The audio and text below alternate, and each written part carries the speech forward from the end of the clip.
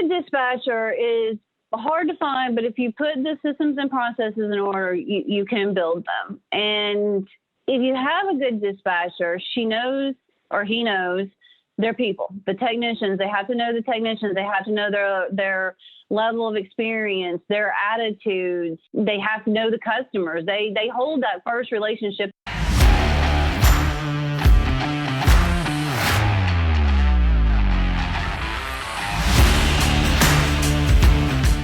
You're listening to Toolbox of the Trades, brought to you by ServiceTitan, a podcast for top service professionals where we interview leaders for their best tips and tricks of the trades. Learn how industry trailblazers stay ahead of the competition and how you too can be at the forefront of an industry. Let's jump in. Chisholm, Brunner, welcome to the Toolbox for the Trades podcast. Hey, Jackie, it's great to be here. I am so excited to have you on. I'm so excited for you to join our season 3 lineup. You work for Carrier for their national accounts, which I'm so excited to hear about because I rarely get to have folks from the manufacturing side on the pod. And so I can't wait to dig into that. You are also a friend and someone who came highly recommended from Kathy Nielsen. So not to freak you out, but she has a pretty big reputation here at ServiceTitan. So I have no doubt in my mind that you will not disappoint. She does. And so there's a bit of a funny with that relationship because we met through ServiceTitan at Serrata Beach. And ServiceTitan had a workshop prior to the summer service roundtable.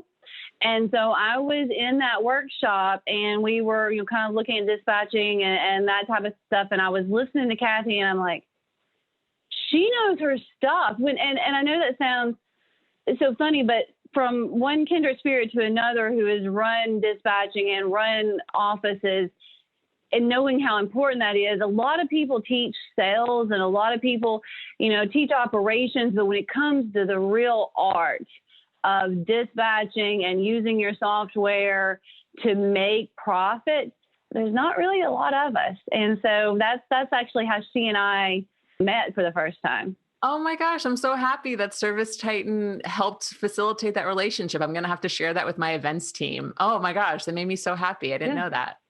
And I can't wait to dig in with you on art of dispatching and operations. Although, yes, Kathy is queen, but I love talking about it too, because I agree with you. I think it is such an underrated part of the business operation. And we'll get into that a little bit. But I'm going to start this interview the way I start every single one. How did you get into the trades? So my excuse is I was born into it. And that's a true story. My mother met my stepfather when I was 2. She was working for electrical supply house in Muscle Shoals, Alabama.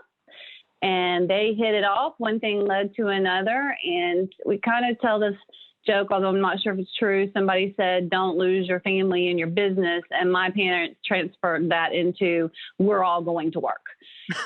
I've been in the industry my entire life. I had a Barbie doll backpack and summers were tough on working parents and we were all there. And this is back in the day where you would actually have a graveyard of central units. And if you're in a bind, you wouldn't pull something off of them. That doesn't happen anymore. But 40 years ago, that's what you did. And so I was left unattended one afternoon with a Barbie doll, book bag, a nut driver, some wire cutters, and I should have been harmless. But when my dad got back, he said it looked like a bomb went off. And so that kind of, I guess, started my love of the industry and being raised in it. Oh my gosh, that's so funny. I'm just like picturing you as a little blonde girl with your Barbie backpack and just with all of these parts just spread around you, just like some dystopian nightmare.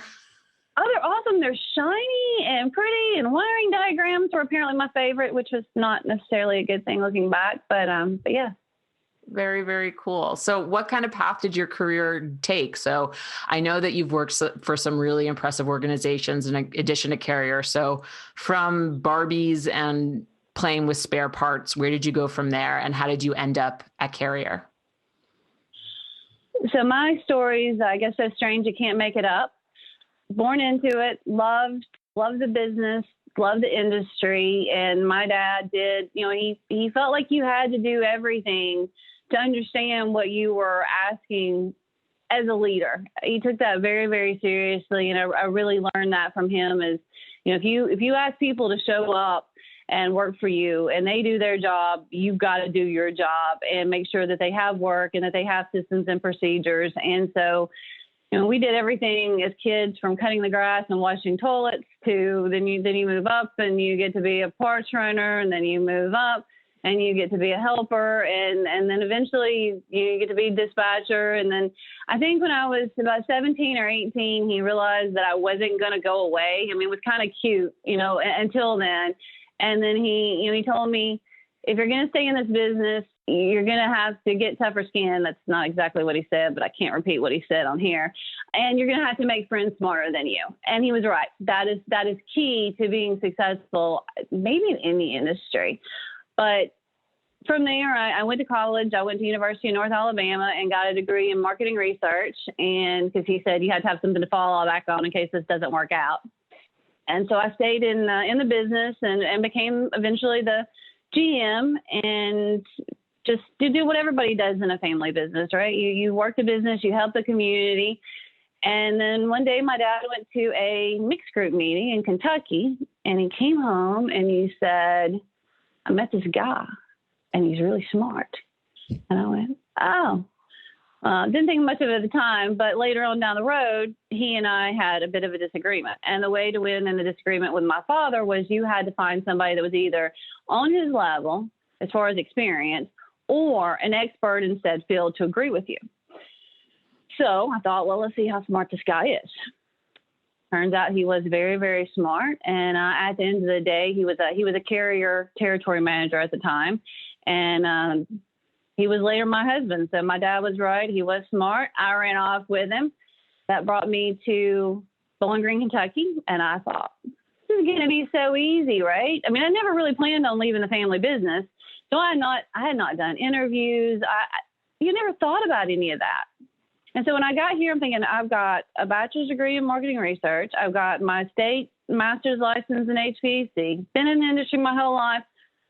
We all know we have a shortage of people. Should have no problem finding somewhere to work, right? Yeah. I couldn't even make it past the front door of most places. Like, they would take my resume, and I don't know what they thought. I don't know if it was because I was a woman, or if it was because most dealers don't necessarily need second owners, because that's kind of what I was. I was my dad's GM. And it was really frustrating. And I reached the point at 8 weeks, I hadn't found anything, hadn't been called back. I'm standing in a parking lot of an opportunity that's probably not going to happen. And I'm crying, and I'm calling Charlie Greer. And he answers, and I'm like, Charlie, I'm going to have to leave the industry. I'm going to have to go sell cars. And he goes, hold on. Just wait a minute.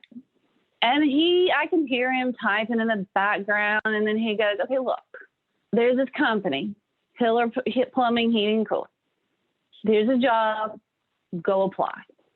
Okay. So that night I go apply. So I get up that next morning, 5 o'clock in the morning, to get my son on the bus. And I've got an email. And it has a personality profile and a technician test. So I take them. 5 in the morning, and about 9:30, I get a phone call, and they want to know when I can be in Nashville. And I'm freaking out. I've, been on a few interviews, but nothing really like this. And I don't know anything about negotiation or anything like that. And don't know anything about Hiller. But I walk in, I interviewed with Jimmy, and he asked me some questions, and we talked about who we knew. And I grew up with Service Roundtable, and Ron Smith's name came up. And Ron had actually came to my dad's shop at one point, and he came really close to dying on that event. But anyways, that's a whole nother story. He really improved our shop when he left. But by the time I drove back home from Nashville, I got another phone call from Jimmy, and I had the position, and I was going to run the Bowling Green store. And so I did that for 2 years. And then I went to get a little bit of continuing education. I hung out with my dad. He was going to a Service Roundtable event in Nashville. And so I went to that, and just expecting to beef up on my information. Been a long time since I've been in an event, because I hadn't been one since I'd been at Hiller.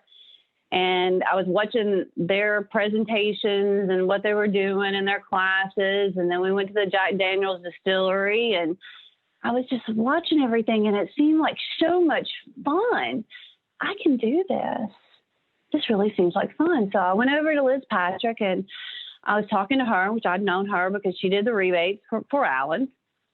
And she said, I think we're looking for a business advisor. And I said, oh. She said, maybe you should go talk to David. Okay. So we get back on the bus, leaving the Jack Daniel's distillery, and I sat behind David Heimer, and I must have said something right, because I ended up with a job, right? So I left Hiller. You can't make this stuff up. Yeah, you sold yourself into a job on the way back from Jack Daniel's. Like, it doesn't get any better. And that was amazing. That was absolutely amazing. And did that for 3 years. And then from there, I was pretty active on LinkedIn. I still am. And my husband moved his career from being a TM to running a branch of CE, and then on to the factory. So he was actually working at the factory for Carrier when I was at Service Roundtable. And so I got this LinkedIn request from somebody way in upper management. And I was always very careful with those type of requests, because we did have other manufacturers as vendor partners at Service Roundtable. And I never wanted my husband to get a surprise phone call, what's your wife doing, promoting another manufacturer? And so I texted my husband, and he texted me back, and he goes, yeah, is your resume ready to go? So somebody had found me on LinkedIn, and then they had tagged me and my husband and gone to him before they made me an offer. And then that's how I ended up at Carrier. I mean, just first off, has anyone ever told you that you're a wonderful storyteller? I like to talk. Because if not, I will be the one to tell you. But holy cow, Jimmy Hiller, which I think everyone in the industry knows, he's a behemoth. He's such a titan of the industry.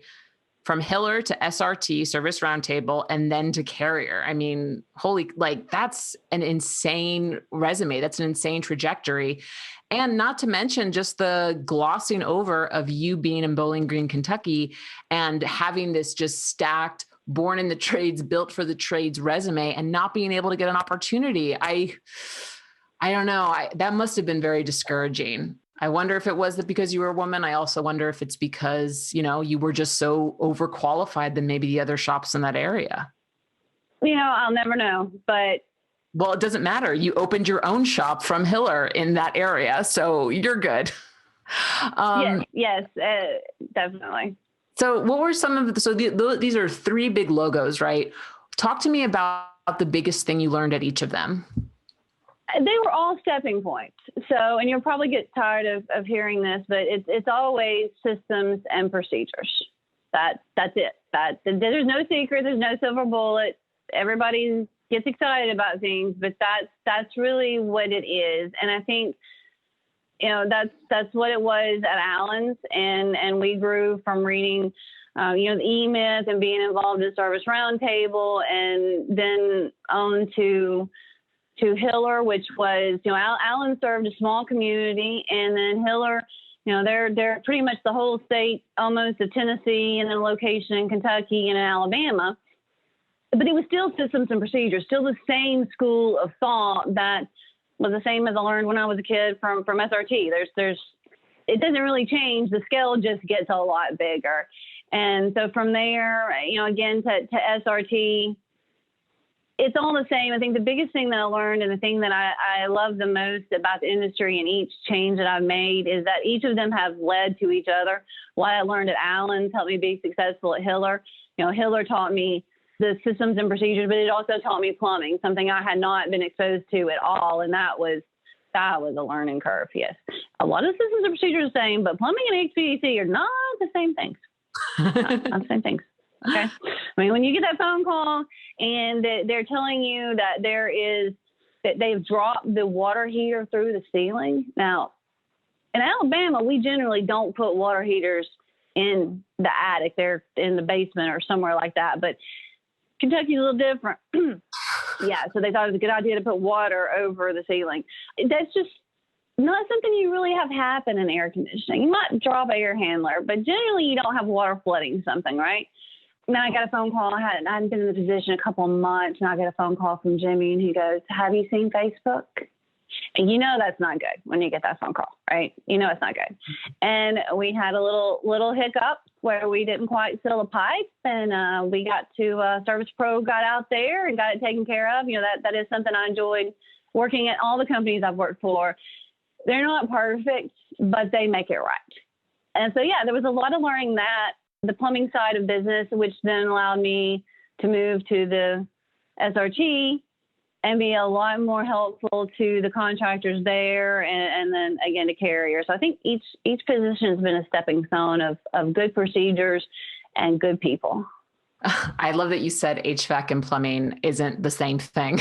I think a lot of people that have tried either HVAC shops trying to open a plumbing division or plumbing shops trying to open an HVAC division would all say the exact same thing to you.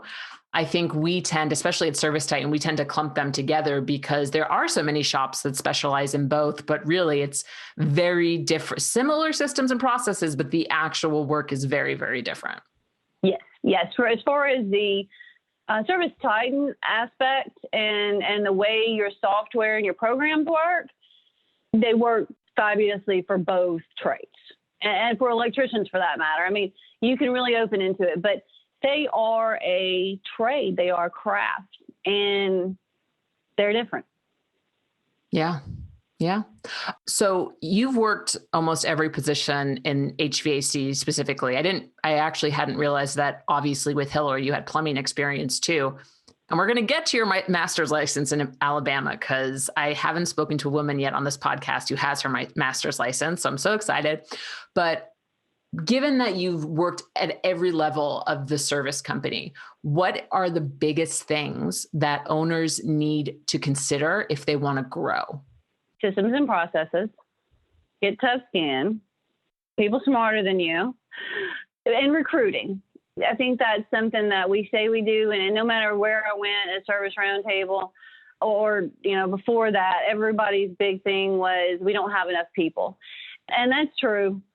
We don't have enough people coming in, but I don't know that we're really inviting people in or being open-minded to, we're all on the technician side, we're all looking for that guy that's got 10 years of experience and is 30 years old. Well, those are hard to come by, and you generally find out that, they've got 10 years experience, 3 at however many companies, and they left for different reasons. So I think that's going to be really important, and tracking. People that I find a lot of owners, some of them are really good at their P&L or that sort of thing, but they don't track the callbacks and they don't track their marketing money. They throw dollars, hands and fists out the door on marketing, and they never pay attention to whether or not it got them anything. Yeah, that's really interesting. I think marketing is actually one of the biggest things that owners struggle with, especially for the type of personality I see who tends to open these shops, right? They tend to be serial entrepreneurs, big thinkers. But I think when it comes down to marketing, there's a level of, I want to say nuance, but that might not be what I want to say. But when you look at all the different marketing channels you can have, there has to be differences between every single one. And I think it's just a gigantic task for an owner to take on in addition to trying to grow a business, right? It is. And you also have to remember some owners are those that have the entrepreneurial seizure and maybe they shouldn't be owners. I hate to say it that way, but the truth is most people don't go out of business that are plumbers or electricians or HVAC. They go out of business not because they can't fix their craft, that they don't know that. They go out of business because they don't know how to run a business. They don't know how to do marketing. They don't know how to keep their books. They don't know how to handle all the government regulations. And a lot of times by the time they reach out for help, it's too late. And they hire people like them instead of hiring people that are different from them. And to your point about the marketing, marketing is such a strange thing because you'll have somebody that says, and the Yellow Pages may be dead by now, but, I remember having a dealer that everybody was saying, well, Yellow Pages are dead. He's like, well, I'm making bank. Well, that's because of his little ecosystem he was in, but it was working for him and he needed to keep doing it. There was no need for him to jump to something else because that was working. And then I see other people that follow somebody else's lead and maybe invest in big billboards or something like that, and it doesn't work for them. So I think you have to take that with a grain of salt of just because it works in one place, it doesn't work for you. Try it and track it. Don't sign big deals unless you got a, idea of where that's going to go. And if you track it and you're not getting results, stop. I have a question for you about marketing later, but we're already here. So I want to hear your thoughts. I mean, you have to track it and you have to do what works for you. Just because it's working for someone in another state doesn't mean it's going to work for you. It sounds like you have to be really plugged into your customer and your community and know what they respond to. What else would you, if an owner was just coming up to you and saying, hey, how do I attract new customers and nurture my existing ones? What are some tips that you would offer them? I always like to do the easiest, low cost stuff first. That's just my opinion. And you need to be on the baseball fields, on the little league fields, in a community, whether it's Habitats for Humanity or your whatever the local charity is. You need to be, and to your point, you need to know your community. What does your community look like? What is the demographics there?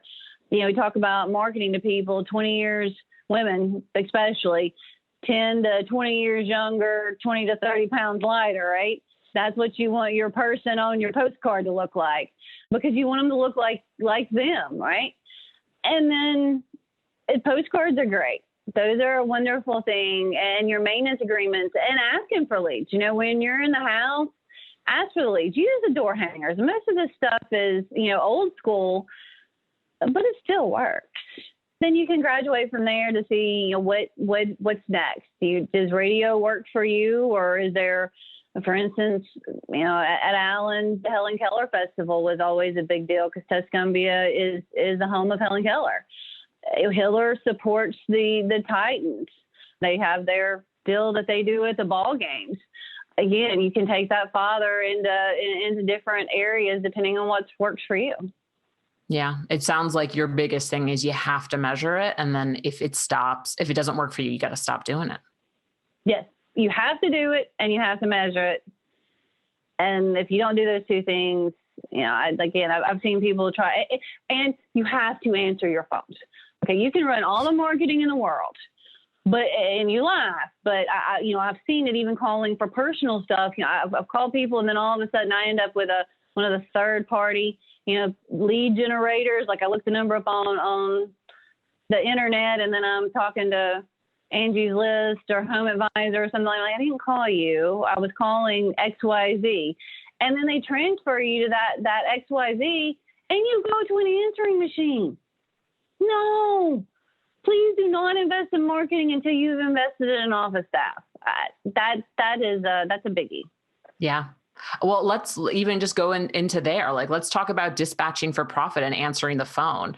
You said something it was in my ear for the whole weekend. I swear, after you and I talked, you said a good dispatcher can do incredible things for a business, whereas a bad one can sink a business. Can you please expand on that? Because I think that's fascinating. So a good dispatcher is hard to find, but if you put the systems and processes in order, you can build them. And if you have a good dispatcher, she knows or he knows their people, the technicians. They have to know the technicians. They have to know their level of experience, their attitudes. They have to know the customers. They hold that first relationship. And a lot of companies are big, the big guys, they have a customer service person that answers the phone, and then they have a dispatcher. And those personalities can then be a little bit different. But if you've got one person that's trying to do it all or two people who are doing both, it's really important to realize that those people have to have a disposition to be happy people, but firm people, because your customers are generally calling you an emergency, right? They're going to be upset. And if that person that's answering the phone is not sympathetic, is not able to handle it customer after customer, because this is a tough job. We know that our technicians are in a tough job when that attic's 200 degrees or they're crawling under the floor. You can see that, and we all know it, but we often forget that our dispatchers and customer service folks are in the same amount of heat. Every customer's calling's mad. Every technician is tired, and they're stuck in the middle. So they really have to have that attitude to handle that. And then they're the ones making the decision, because their jobs are to make sure that your company catches as many calls as possible and take care of the technicians and the team members so that they don't completely burn out. And that's a tough job. And if you get somebody in that job that doesn't care, they will run off your customers and your technicians. And they can make the technicians so upset that if you think about it, when a technician's getting a call, if that person that's giving them that call has a bad attitude or doesn't care or doesn't give them the proper information, well, they're going to get stressed. And then they're going to pass that stress right on to the homeowner, who's not going to buy as much stuff, and they're going to forget to give the options that they need to get. Why? Because they're in a bad mood. Why? Because they just got off the phone with somebody that's an unhappy person. And a lot of that can be prevented. Like, you should have a call script. When a customer calls your office, you should have a call script that says, listen, you usually have to listen to the problem, be sympathetic, but then you got to get back to, what is your address? Let me verify your telephone number. I need your email address. They have to check and go, okay, well, do they have a maintenance agreement? And then this is a big one too, because people will let those, lapse, or maybe it's just time to renew them. But those agreements kind of keep you locked in. The customer's not going to go through the phone book, right? I have a maintenance agreement. I remember that nice guy comes out every 6 months. I'm going to call him. And that she or he can do all that on the up front. And then when you dispatch, my rules, you only get one call at a time. So you give them their call and you let them know, hey, this is a 8-year-old unit, or the last time we were out there, this happened.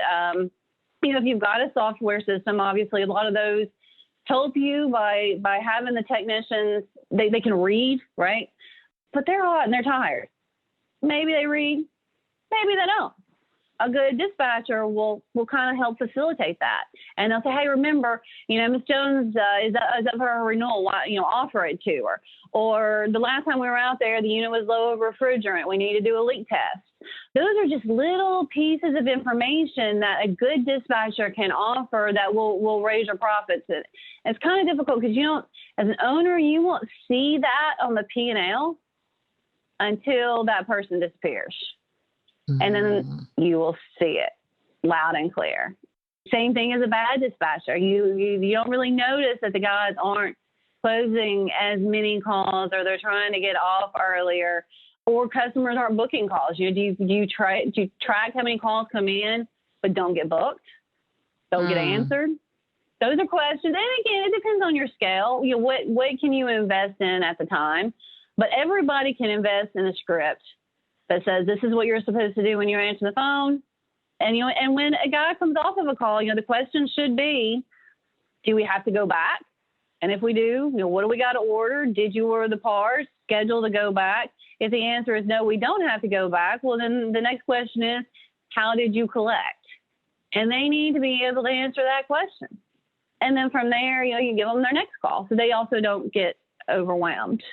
It's a difficult job, but it's a key job that I think a lot of dealers, contractors overlook. I mean, you just said it you don't realize a good dispatcher's left until after they do. And you don't realize you have a bad dispatcher until you really look at the calls that didn't book. You really have to dig in there.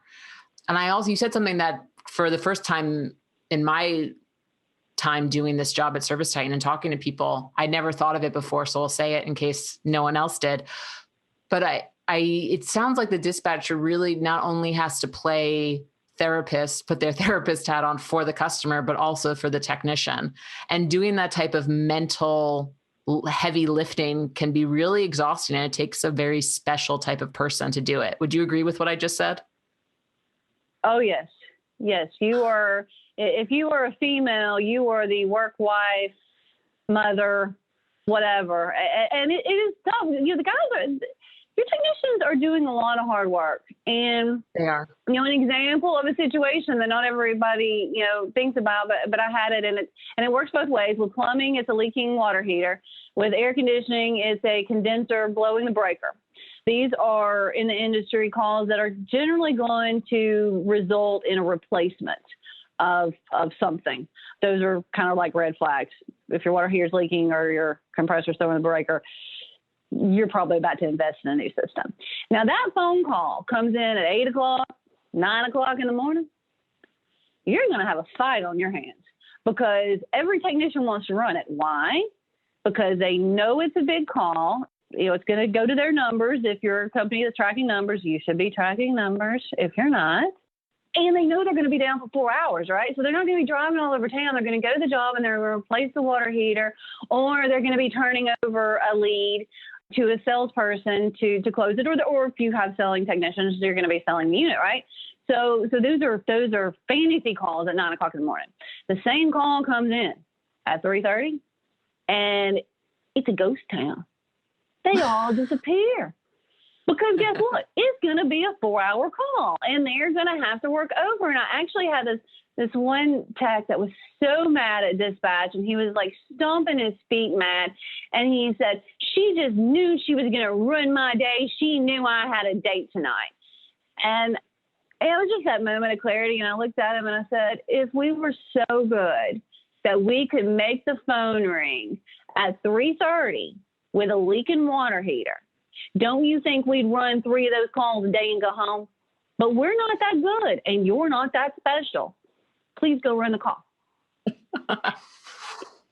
It's just human nature. It just is. And you have to deal with that. And then you have to come in the next morning and you have to smile and get over it and know that the guy didn't really mean, it wasn't personal, but it's hard to take. Yeah. Man, you must have made a really good GM. Seriously, because if I could make the phone ring for a new water heater, you don't think I would do that 3 times a day and then we all go home? Yeah, I mean, that's it, right? All right. Speaking of technicians, I want to talk about you getting your master's license in Alabama.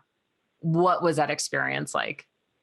That experience was both a hard, it was a knock to the ground and then a victory. The state of Alabama gives you 30 days. You have to have a master's license in the state of Alabama to do air conditioning.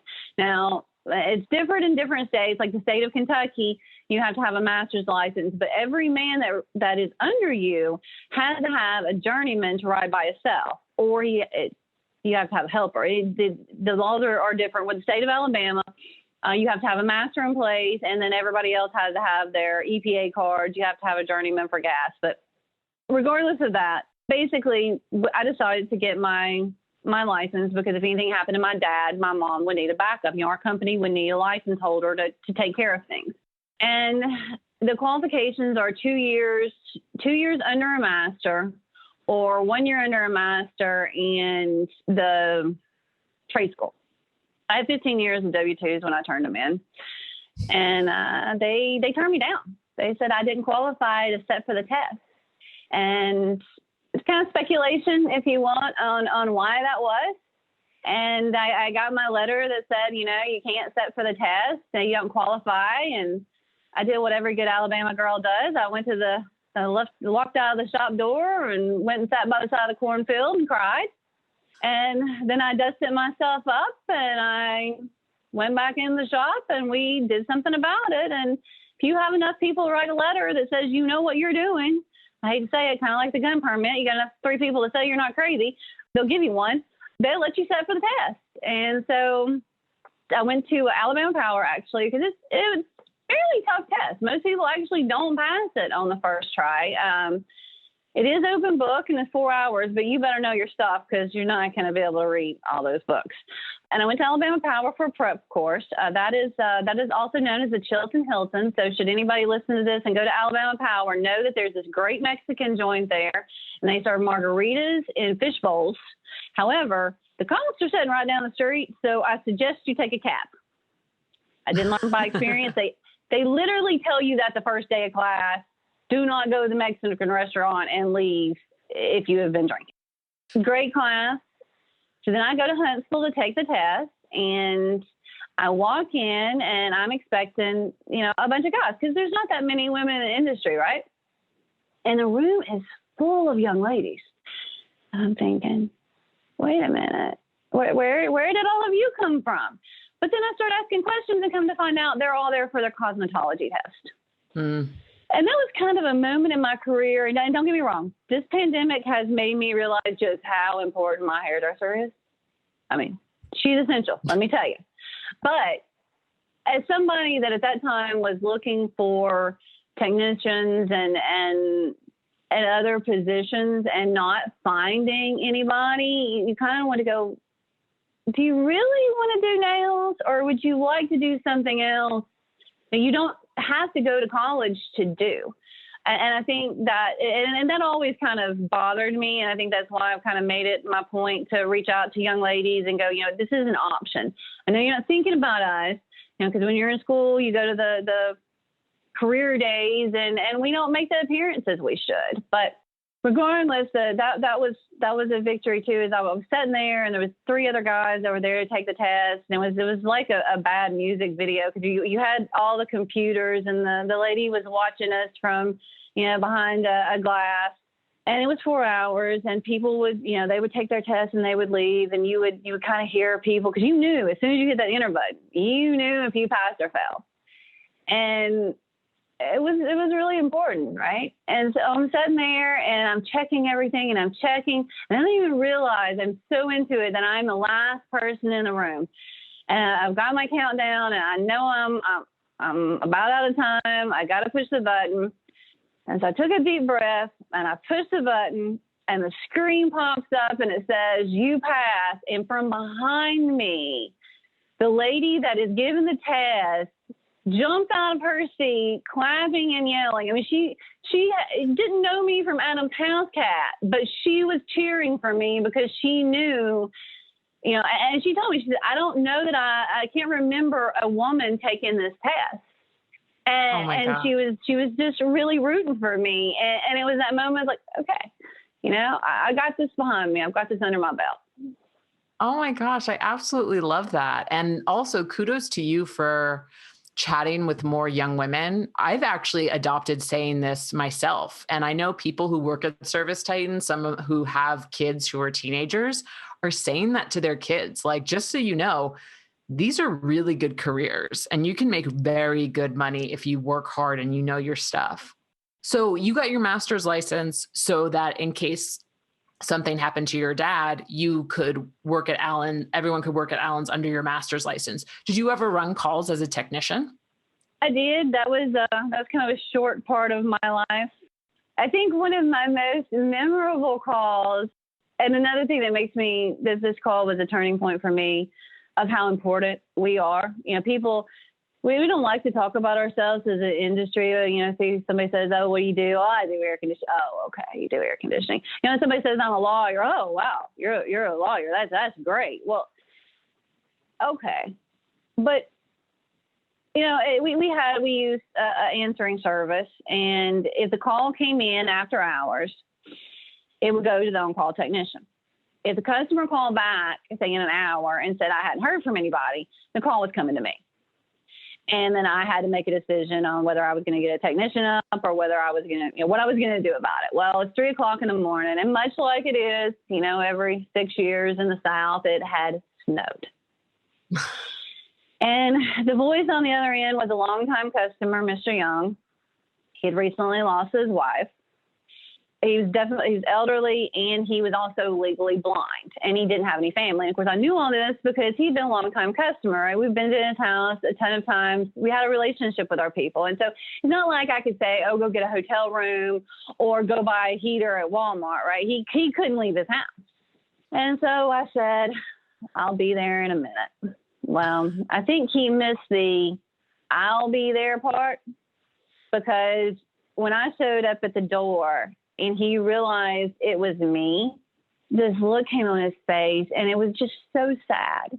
And he was so upset that I was out in the cold. I think if he had known that I was going to be the one to come, I think he would have froze.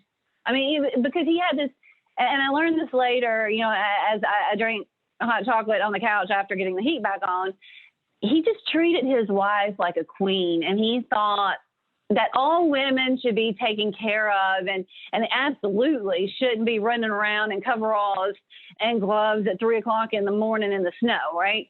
And it was really cool, and it was really cool to be able to be there for him, to be able to take care of somebody. And there was a lot of calls like that, and that really makes it rewarding, and it's not something that people think about when they think about the industry. I love that. Thank you so much for sharing that story. It sounds like that man was really, really wonderful person, and good on you for getting up at 3 a.m. and doing it. But it sounds like it was definitely worth it. Oh yes, definitely worth it. I love that. I love that so much. This has been on my mind lately, and I want to get your opinion. I know that technicians generally love fixing things. That's usually what not all of them, but a good chunk of them get a lot of pride in, right? How do you get techs to stop fixing things that shouldn't be fixed and actually start presenting estimates or options? So this is one of my favorites, right? Because the first thing you hear as a sales coach, especially when talking to technicians, is I'm not a salesman. That's their first objection. They'll tell you flat out, I'm not a salesman. I don't sell things. I fix things. Salespeople are crooks. So I usually like to lead that conversation with this. My dad was an air conditioning man. My husband is an air conditioning man. And I do air conditioning. And our favorite time to fix our unit at home is at midnight in our underwear. But Ms. Jones can't do that. So what she really needs you to do is she needs you to tell her everything that's wrong with her unit and let her decide. I know you wouldn't change a capacitor. I got that. I know you wouldn't, because it's just a little swollen. It could last another 6 months, 2 years. Who knows? But she doesn't want to be out there in her pink slippers trying to replace it. So just let her choose. And I think they got to adopt that mindset first. I mean, I even had, and we got to teach them not to make judgment calls. I had one technician that I knew he was on a really, really old unit. And he comes running back in the shop, and he's running out with vent pipes. And I'm like, whoa, where are you going with that? And he said, well, the vent pipe's rust out. I said, well, did you check the heat exchanger? Because there's a good chance it's a vent pipe rust out, so it's a heat exchanger. And that's dangerous. That's something we got to take seriously. We got to check, because that's how you get carbon monoxide poisoning. And he looks at me and he's like, well, I don't think she's got the money. And I said, look, you need to offer it to her. If she didn't have the money, that's fine. And, this is why I was at, Hiller and Allen's were the same on this. If there was a need, and it was a true need, we find a way to fill it.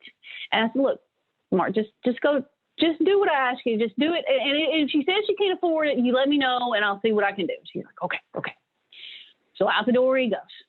45 minutes later, I get a call back, and he goes, she wants the top of the line unit. And she just went and pulled the money out of the back of her toilet to pay for it. So I think it's very important that we also get them out of the mindset. But, before you can say give options, you got to get them out of the mindset of, yes, I know you wouldn't fix it, and I know you wouldn't invest in it, but don't judge what they want and what they want to invest in. And then from there, you can go into how to present. And there's a lot of different ways on how to present. If you use Joe Cunningham's principle of, hey, do you want me to make a list of everything that's wrong with your system, or do you want me to fix it when I find it? Well, now you've just gotten permission to make a list and present options. But if you just go down and look at the system and then you come back up, well, now you're a crook. The difference is one line. They asked for it or they didn't ask for it. Yeah. That's really good. I like that a lot. And also we love fixing our own air conditioner. I will say I don't have to worry about it because I rent, but when the day comes that I become a homeowner, you bet your bottom dollar that I do not want to have to call someone out over and over again to fix the same darn thing. So that's fantastic. We are just flying by time, and I really want to get to your time at SRT. So talk to me about some of the things that you found dealers needed help with. And from there, we'll go on and you can talk a little bit about what you do at Carrier. SRT is fabulous. The magic that is SRT is the bringing together of really great dealers that are wanting to grow, great vendor partners, and great coaches, and already made systems and procedures and key point indicators. And when you bring all that together, it just kind of makes magic. And again, the same I'll say for the marketing question, it depends. Everybody's good at something, but not everybody can be good at everything. So somebody might be really great at the P&L, but really bad at marketing or really bad at management. Some guys just can't get out of the truck, right? And nobody can do it the way they can do it. And they built themselves this great job because it all revolves around them. The technicians call them and ask them questions and they answer. But, if they die or they decide to sell something, well, they can't because it won't run without them. So again, back to systems and procedures. That is the biggest thing that everybody needs. And it may be systems and procedures in your P&L, and there's great coaches for that. Or it may be your dispatching, or it's your stocking. I mean, people don't realize how much inventory they have in their barn, or how much a technician can squirrel in his truck.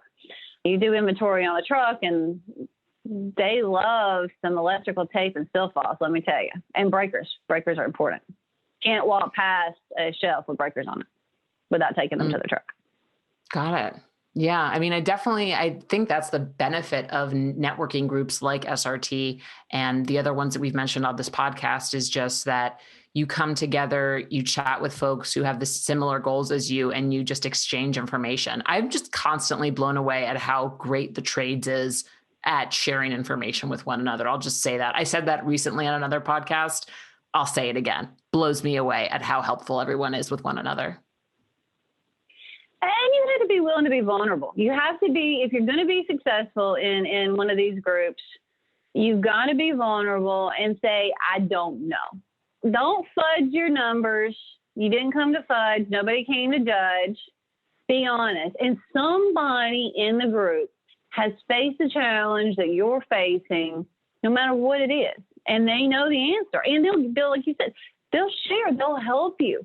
And they're there for you. And some of it's even funny. Like the first time my son decided him and his little girlfriend are going to go to Panama City by themselves. When they're 18 years old, they're old enough, right? But I'm Mama Bear. And, it's kind of tough. But the funny thing is that in my mind, I was okay with it because I knew that there was nowhere between Bowling Green, Kentucky and Panama City, Florida, that I didn't either have a family member or a contractor friend that I could have gotten to him within 30 minutes. I'll pick up the phone and say, hey, my kid's stranded. And they would have gone. That's the other amazing thing about this industry and about the best practices groups, because you have a community that is both very business and very personal. I love that. That's real. I don't think many people can say that about the industry they work in. I just wanted to let that rest for a minute. That is quite a powerful thing you just said there. Woof. Okay. Let's talk about Carrier. So what do you love about working with national accounts at Carrier? There was kind of a joke at Hiller about me and one other coworker that we bled blue. I was 15 years old when we got the Carrier dealership in our little town in Alabama, and that sign still glows on a back road in Tuscumbia. And it was a big deal. I think it's different maybe for me than other people because as a dealer, you're putting your hopes and dreams and everything in this, whether your kids go to college, how you service your community is extremely important.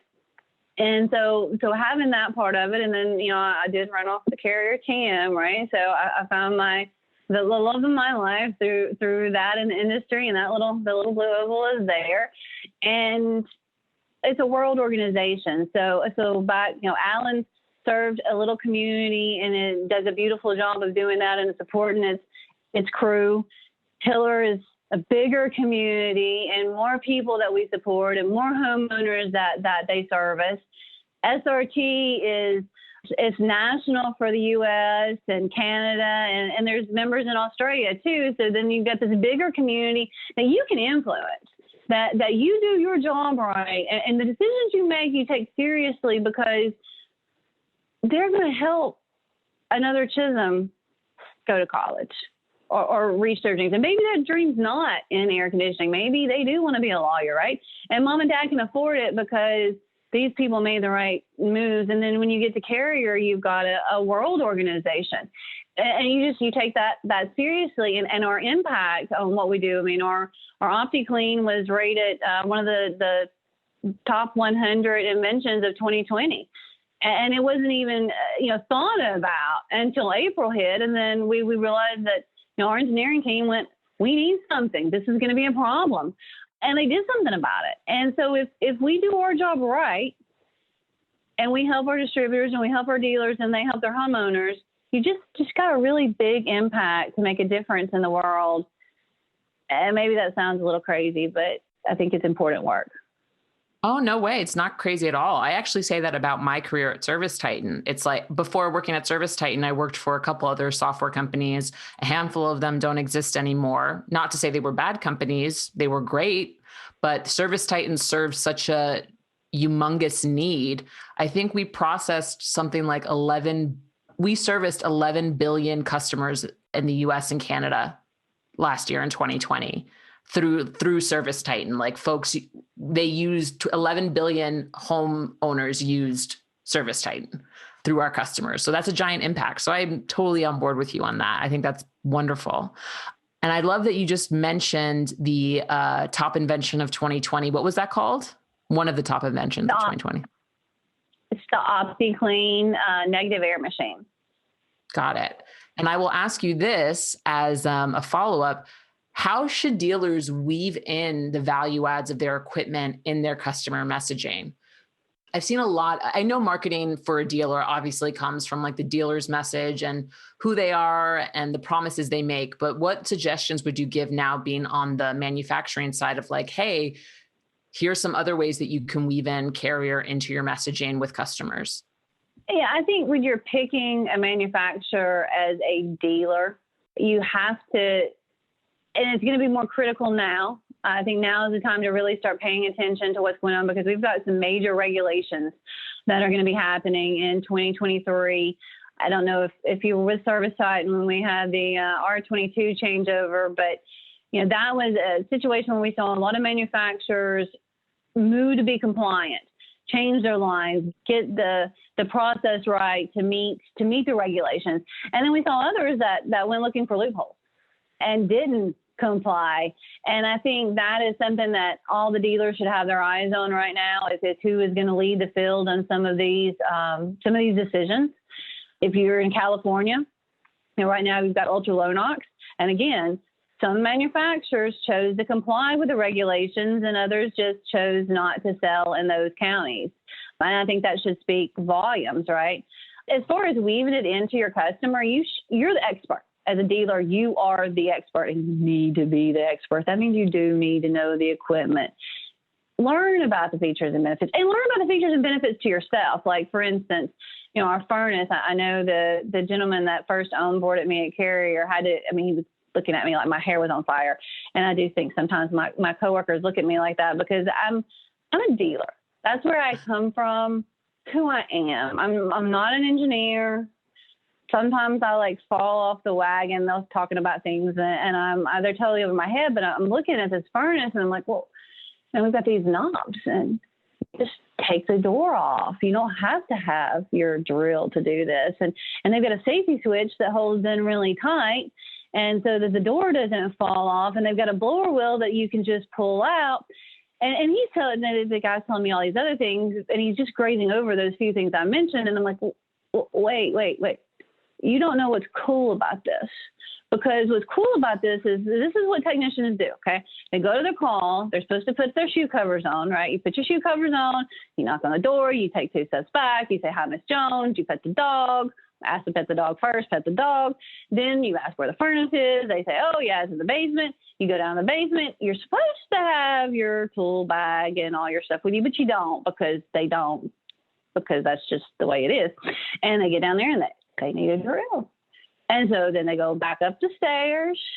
They say hi to Miss Jones. They pet the dog. They call their girlfriend. They get their drill. They go back in. You just wasted 20 minutes. 20 minutes of call. You could be somewhere else, right? These little knobs make it so you can do it.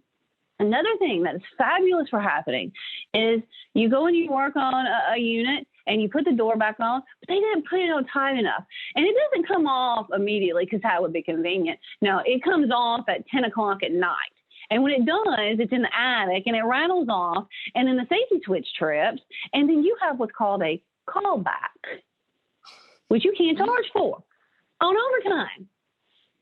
This fixes that problem. And then last but certainly not least, blower wheels need to be cleaned, and they are a pain in the butt. Plus, does the homeowner believe you that it needs to be cleaned?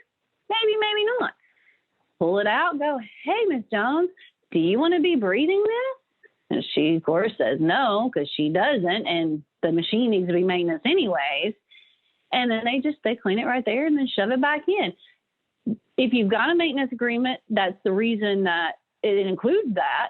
Well, then that's a value proposition that you're making to keep that maintenance agreement. If it doesn't include that, that was just a chargeable call that the customer actually needed. So that furnace just made you money with 3 little extra, or saved you money with the features and benefits. Features. I mean, well, I see why you work for Carrier's national accounts, Chisholm. That was wonderful. And I would definitely encourage everyone listening right now to think about what she just said and think about how new innovations from your manufacturer can make you more efficient and can make your customers happier. We're almost at, I think we just hit an hour mark. I have a couple more questions for you, but the main one is like looking back on your career and the really wonderful way it's evolved. If you could do one thing different, what would it be? I wouldn't. Yeah, I thought so. I thought that would be the answer. No, I mean, and I thought about that quite a bit because, everybody says, well, you have regrets and you would make changes. But I think that, wins are wins and everybody wants wins, but we learn from the failures. I think you really, that's what leaves the heartburn and the fight and the, go cry by the cornfield and then pick yourself up and say, I'm going to do it again. The uncomfortableness of, even going, to Carrier. I went in my first meeting and I realized in some areas I was a little out of my league. And I had to, I was having to have a learning curve, and I had to find the right mentors. I mean, I think that is something that I definitely want to communicate is find your mentors. It was so easy for me because I had Service Roundtable, and I'm dyslexic. So I see things backwards, and I'm a very strange little bird. And they tested me when I was in second grade. I got second grade and couldn't read. That's kind of impressive. At least I think it was. But they said you wouldn't graduate from high school, much less go to college. And I did go to college, and I got my degree, and I went as a lab rat. State of Alabama paid for it so long as I kept up my grades, and they retested me, to see how somebody like me would function. Oh, wow. And that gave me the confidence and the ability and the knowledge that if you need help, you just figure out what you need help with, and then you go find out who knows what you don't know. But not everybody's like that. And I recently read The Confidence Code, which is a book I really, really recommend. And it's really for women. I think that was the premises that was written on. But I think it's important as a mother of a son for parents to read it. Because there are times that my son would take risk, and I'm like, no. And I was a single mom for the first 16 years. So sometimes now looking back, I'm like, I really wish I had that book sooner, because I probably would have made decisions a little different. And the same thing for our daughters. And I think that we teach our daughters to be good. And if you go to school and you're good and you're quiet and you take notes and you make really good grades, then that's what it's all about. And then the same token, the boys are out there, throwing mud at each other in the playground. And that's okay, because boys will be boys. Well, he's goofing off in class. Well, that's okay, because boys will be boys. But then when you get into the professional arena, you don't get credit for good grades anymore. Yeah. You get credit for raising your hand. And that, I think, is something that women don't do enough, and we should. And I think for the industry, we have to start recruiting more women, and we have to get out there when they're younger and say, hey, you know what? We're a pretty cool place to be, and we'd like to have you. I mean, never have I seen a situation with a dealer that if they had a lady that was truly interested in learning, that they wouldn't teach them. But they're not knocking on the doors, and we're not going and looking for them. Yeah. I said it, I've said this, I think, before on the podcast, but in pop culture, what do we ever see women be? Journalists. We see them they work in marketing or PR. I'm a woman who works in marketing. And it's just, I feel like going into this industry, I never really thought of it. So I think that's really great. And also Confidence Code, that is definitely going on my Audible next. So thank you. Speaking of books, before we go, I have some rapid fire questions that I did not give to you beforehand, but they'll be easy. Don't worry. But before we go into those, do you have any other books or podcasts that you'd like to recommend? I'm going to have to start listening to more podcasts, apparently. I think I'm missing out on that wealth of knowledge. But yeah, for the industry, I think HVAC Spells Wealth by Ron Smith is just, everybody should read that. That just should be required reading before you go into business. If you haven't read it. The E-Myth by Michael Gerber, that made a lot of changes in my dad and I, as far as we ran our business. And the newest one out by the E-Myth HVAC contractor by Michael Gerber and Ken Goodrich. Just finished it. And then I've got a couple of others.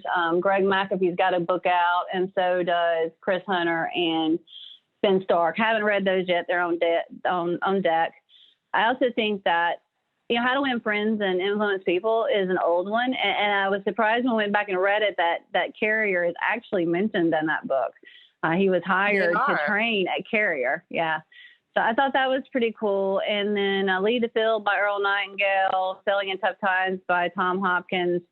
I could go on and on, but the Confidence Code is definitely one. And it's by Kate and Kay and Clara Shipman.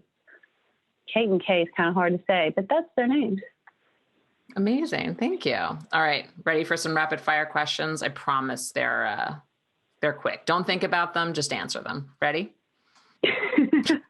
Yeah, let's go. All right. How do you take your coffee? Black with cream. Oh, me too. If you could have dinner with one person, dead or alive, who would it be? Oh, Willis Carrier has just now popped into my head, but Albert Einstein would be cool too. I guess that's not fair. There's too many that I would love to have dinner with. You can have a second. Too. I'll give you a second. Go for it. Yeah, no, that's too hard for me to pick one. I know. I would think, actually, now that I'm thinking about it, my grandparents. Yeah. So I would like to talk one more time. Yeah, it'd be lovely. What's the number one thing you're trying to learn more about right now? Forecasting and figuring out how the industry is going to move has been a hot topic, given everything that's coming up. In terms of air quality, in terms of climate change and all that stuff, or extreme weather, I should say. Yeah. I imagine that is a hot topic right now for sure. If money weren't an object, so you had unlimited resources, what's the first thing you would do? Well, go on vacation would be one. Yeah. Thank you for being honest. So I have to say most of the answers I get to that are pretty admirable, but I forgot who said it. It might've been, I'm going to forget who said it, but it was a recent interview. They said, I would never work again. And I'm like, thank you for saying what I've been wanting people to say. But I will say a lot of people have said, help out their family, become philanthropy. So all of those are valid choices. I I think that question is one you'd have to ask like 3 times to get an honest answer if you didn't get it on the first try. Kind of like sales, like somebody says no at least 4 times before they say yes. And the first objection is always it's too expensive, but that's never the real reason. Yeah. Yeah. It's never the real reason. Well, think about it. You can tell me privately. The listeners will just have to guess. Final question is, what's the number one thing every contractor must do to run a successful business? Systems and processes. Yep. I'll have you know that actually today we are recording this on February 18th, 2021. I did a systems and processes webinar with Kathy. So very serendipitous that you talked about systems and processes on today's podcast. Chisholm, it was a true delight chatting with you. You are an excellent storyteller. You gave some really great tips and tricks and strategies and all that stuff. Thank you. Thank you so much for spending a little over an hour with me. I really appreciate your time. Oh, thank you for having me on. I gotta definitely get up with Kathy and thank her. You know, as we all have friends and mentors and allies, and they're not all the same thing. You know, friends are your friends and they love you. Your mentors are usually somebody that gives you advice, has been places that you haven't been, but your ally is somebody that will speak behind your back and put you into opportunities. And there's not a lot of those. So I got to give a shout out to Kathy for getting me on here and you for considering me. It's been a pleasure. Thanks so much, Chisholm. I appreciate it. We'll talk to you soon. Thank you. ServiceTitan's Growth Series, the only masterclass featuring turnkey advice from industry experts, is now available on demand. Unlock critical lessons to accelerate growth, like mastering systems and processes with Al Levy, leveraging open book management to motivate your team with Ellen Rohr, and getting into the growth mindset with Keith Mercurio. Just go to ServiceTitan.com/growth to access the original series for free. Again, that's ServiceTitan.com/growth.